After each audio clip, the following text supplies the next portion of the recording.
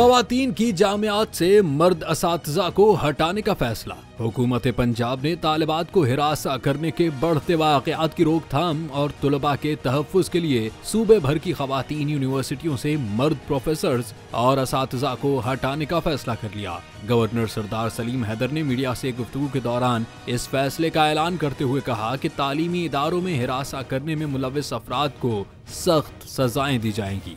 खवातीन की जामियात से मर्द अमले को हटाने के अलावा गवर्नर ने मजीद इंकशाफ किया कि तालिबात को ब्लैक मेलिंग और हिरासा करने से बचाने के लिए इम्तिहानी पर्चे बनाने और चेकिंग के निज़ाम को तब्दील किया जाएगा। सरदार सलीम हैदर ने बताया कि पेपर्स लेने और चेकिंग का सिस्टम तब्दील करने के लिए तमाम यूनिवर्सिटी इंतजामिया को हिदायत जारी कर दी गई।